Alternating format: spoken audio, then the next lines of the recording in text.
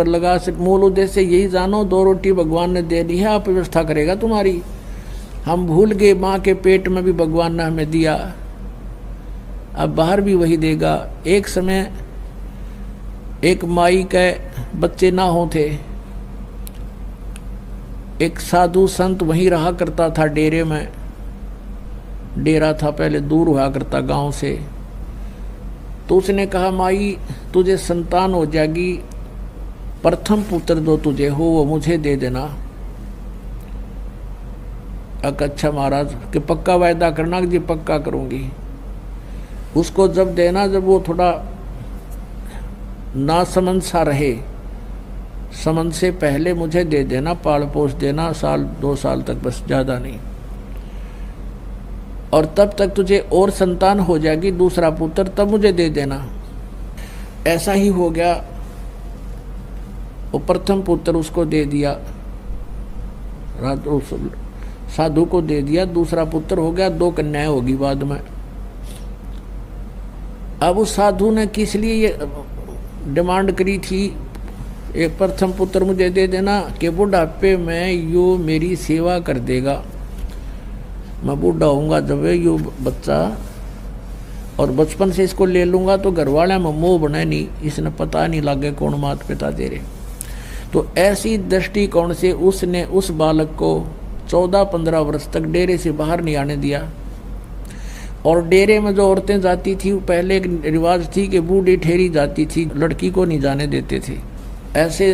और वो खुद गुरुजी जो थे गांव से भिक्षा मांग कर लाते थे, उस चेले को वहीं अलग ही रखते थे कि इसको कोई संसार की भावनाओं से ना बह जावे, इसमें कोई दोष ना आ जावे, इस दृष्टिकोण से। एक दिन वो बूढ़ा बीमार हो गया, महात्मा जी चालन जोगा रहा को नहीं। तो उसने कहा बेटा जा भिक्षा मांग ला, तेने भूख लाग रही होगी, मुझे तो इतनी भूख है नहीं, तुझे जरूर लग आई होगी। ऐसे करना, इस गली में जाना सामने, और सामने वाली गली में 2 घर छोड़कर तीसरा जो घर है उससे भिक्षा लाना, और नहीं जाना कहीं पर भी। और वो वही घर था उसी के अपनी माता और पिता वाला, इसलिए उसने कहा वहां से जाना, कहीं और इसके मन में दोष ना आ जा।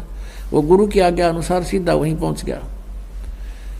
अब उसने भगवा बाणा बना रखा, आटा मांगने के बाद जोड़ी साथ में ले रखी, डंडा लठ ले रखा जैसे, और जाके कहा माई भिक्षा देना।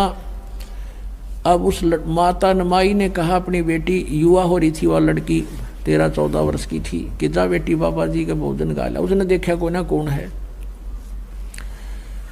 वो आटा लेकर आई और उस जोड़ी में डालना चाहा।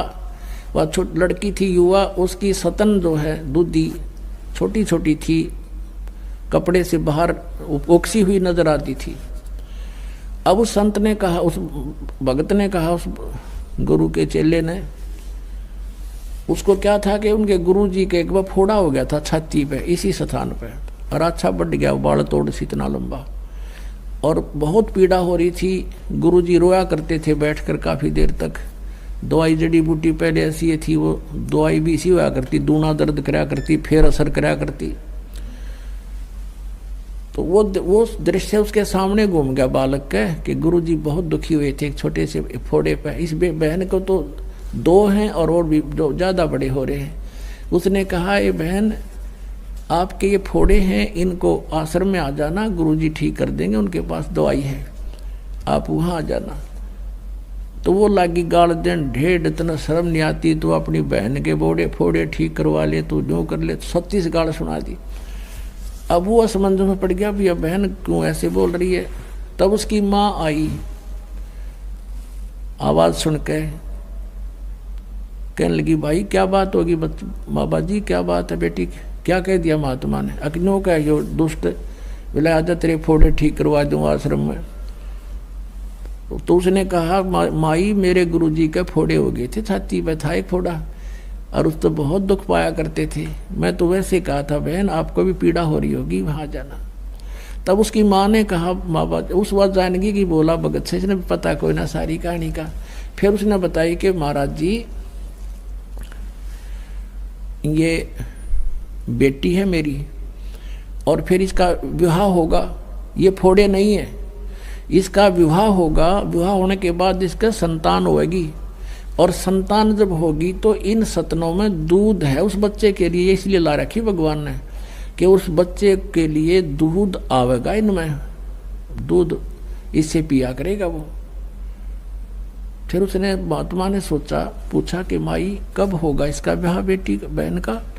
कि अभी तो बेटा या बालक है, 1-2 वर्ष में इसका ब्याह करेंगे, और फिर संतान 1-2 वर्ष के बाद संतान भी होगी। अच्छा, तो भगवान को इतनी चिंता है कि उसके गर्भ में बच्चा होगा, बच्चा बाहर आएगा, और फिर वो दूध भगवान इसके सतन में भेज देगा। हाँ ठीक समाई। वो चल पड़ा वहाँ से, और वो जोड़ी उड़े फेंक आया। वो जो मांगन वाली ले रहा था साथ में, अन्ना भिक्षा लेकर गया, वहीं फेंक कर वापस आ गया।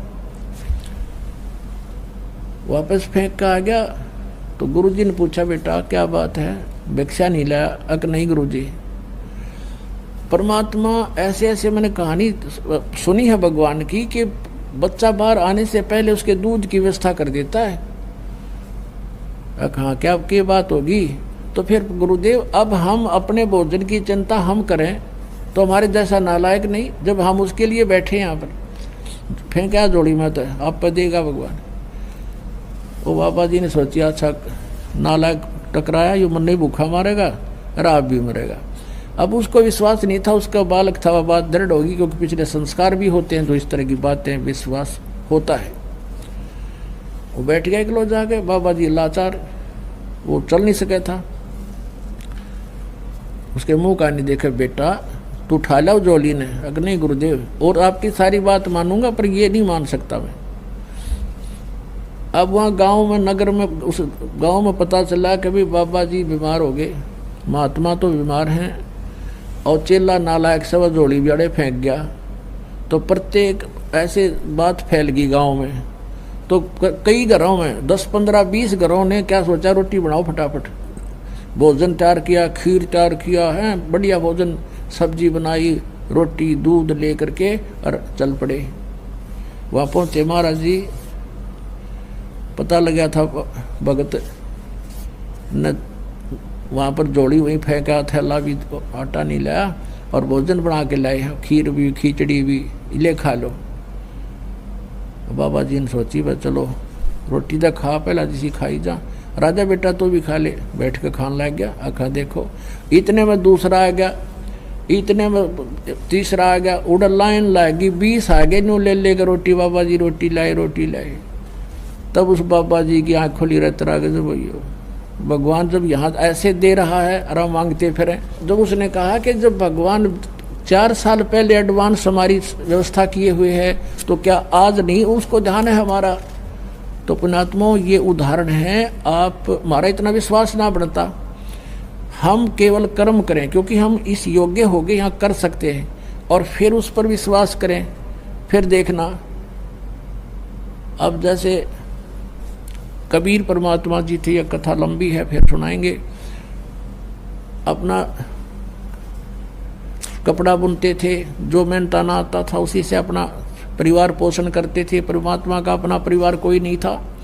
मुंह बोले 2 लड़के थे, जो लड़का और लड़की 2 बालक थे जिनको मृत जीवित किया था किसी कंडीशन पर, और माता पिता थे वो भी, उनका जन्म नहीं था, परमात्मा स्वयं आकर प्रकट हुए थे। नीरू और नीमा ने केवल उनके उठा ले गए थे, बच्चे रूप में परवरिश की लीला हुई थी। तो वो 4 सदस्य और थे, एक परमात्मा उससे अपना गुजारा करते थे, और बाकी जो बचता था उसको भी पुण्य में लगाते थे। फिर किसी ने झूठी चिट्ठियां डाल दी थी, 18 लाख व्यक्ति आ गए थे वो एज ए गेस्ट। तो परमात्मा ने उन 18 लाख को 3 दिन तक मोहन भोजन खिलाए थे। कहते हैं कल पे कारण कौन है, कर सेवा निकाम, और मन इच्छा फल देऊंगा जो पड़े मेरे ते काम। बोलो सतगुरुदेव।